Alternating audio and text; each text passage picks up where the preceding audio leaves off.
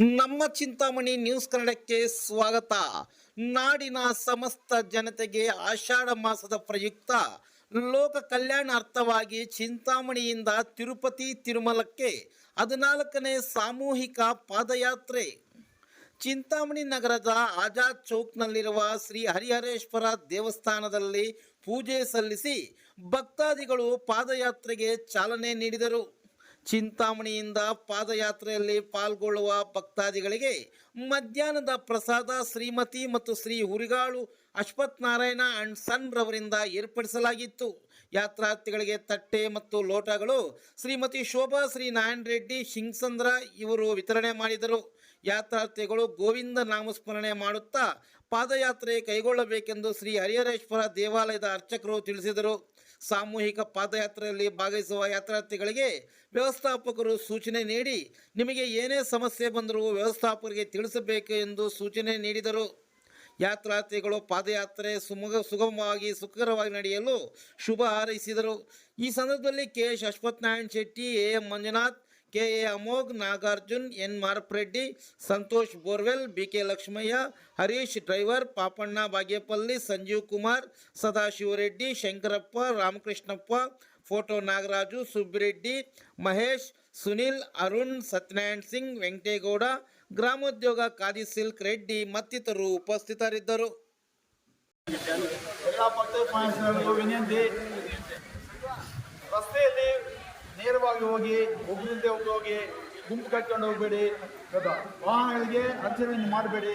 ಅವರಿಂದ ನಿಮಗೂ ಅರ್ಚನೆ ಆಗಲ್ಲ, ಅವರು ಅರ್ಚನೆ ಆಗಲ್ಲ. ಈ ಥರ ನಮ್ಮ ಮನವಿ ಮಾಡ್ಕೋತಾ ಇದ್ದೀನಿ. ಸೇಫ್ಟಿಯಾಗಿ ಹೋಗಿ ಸೇಫ್ಟಿಯಾಗಿ ಬನ್ನಿ. ಇದೇ ನಿಮ್ಮಲ್ಲಿ ನಾವು ಮಾಡ್ಕೊಳ್ಳೋ ವಿನಂತಿ. ಗೊತ್ತಾ, ಎಲ್ಲರೂ ಕ್ಷೇಮವಾಗಿ ಹೋಗಿ ಕ್ಷೇಮವಾಗಿ ಬನ್ನಿ.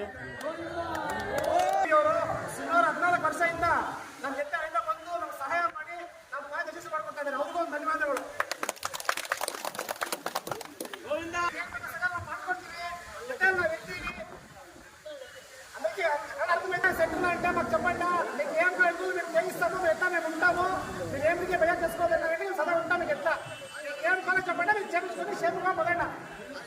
అర్థమైన అందరికీ ದೇವರು ಆಯುಷು ಆರೋಗ್ಯ ಐಶ್ವರ್ಯ ಕೊಟ್ಟು ಇನ್ನು ಮುಂದಿನ ವರ್ಷದಲ್ಲಿ ಹೆಚ್ಚಿನ ಸೇವೆ ಭಕ್ತರಿಗೆ ಮಾಡಬೇಕಾಗಿ ದೇವರಲ್ಲಿ ದಯವಿಟ್ಟು ಬೇಗ ಬಿಡಬೇಕು ಅಂತಿದ್ವು.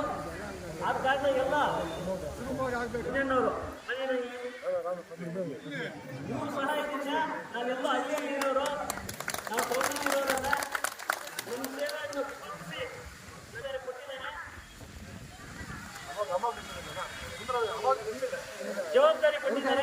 ಆ ಜವಾಬ್ದಾರಿಯನ್ನು ನಾವು ಇಲ್ಲಿ ಸುಮಾರು ಜನ ಬಂದಿದ್ದೀರಾ. 14 ವರ್ಷದಿಂದ ಬಂದಿದ್ದೀರಲ್ಲ ಸಭೆ, ಬಂದಿದ್ದೀರಲ್ಲ, ಬಂದಿದ್ದೀರಲ್ಲ. ಏನಾದರೂ ನಾವು ಅವಕಾಶ ಮಾಡಿದ್ರೆ ಇಲ್ಲಿ ನಮ್ಮ ಸಮಿತಿಯವ್ರಿಗೆ ಹೇಳ್ಬೋದು, ಸ್ವಾಮಿ ನಮಗೆ ಸರಿಯಾದಂಥ ಒಂದು ಊಟದ ವ್ಯವಸ್ಥೆ ಮಾಡಿಲ್ಲ, ಇಲ್ಲ ನಮಗೆ ಒಂದು ಮಲಗಕ್ಕೆ ಒಂದು ಏನಾದರೂ ಹೇಳಿ. ನಾವು ಆವತ್ತು ಹೇಳ್ತೀವಿ, ಇವತ್ತು ಹೇಳ್ತೀವಿ.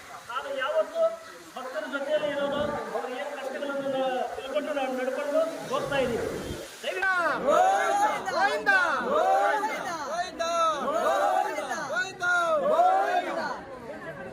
ಪ್ರತಿ ವರ್ಷದಂತೆಯೂ ಈ ವರ್ಷವೂ ಸಹ ಚಿಂತಾಮಣಿಯಿಂದ ತಿರುಮಲ ತಿರುಪತಿ ಸಾಮೂಹಿಕ ಪಾದಯಾತ್ರೆ ನಂಬಿಕೊಂಡಿದ್ದೇವೆ.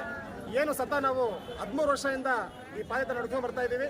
ಇದು 14 ವರ್ಷಕ್ಕೆ ನಾವು ಕಾಲಿಟ್ಟಿದ್ದೀವಿ. ನಮ್ಮ ಚಿಂತಾಮಣಿ ನಮ್ಮ ಪಾದಯಾತ್ರೆ ಪ್ರಾರಂಭವಾಗಿದ್ದು ಬರೀ 13 ಜನದಿಂದ. ಅದೇ 13 ಜನ ಇವತ್ತು ಸುಮಾರು 4 ಜನ ಆಗಿದ್ದಾರೆ ಪಾದಯಾತ್ರೆಗೆ. ಪ್ರತಿ ವರ್ಷವೂ ಇದೇ ಥರ ನಮ್ಮ ಪಾದಯಾತ್ರೆ ಮುಂದುವರಿಬೇಕಂತ ನಾನು ಮನಸ್ಫೂರ್ತಿಯಾಗಿ ಭಗವಂತ ಹತ್ರ ಪ್ರಯತ್ನ ಮಾಡ್ಕೊತಾ ಇದ್ದೀನಿ.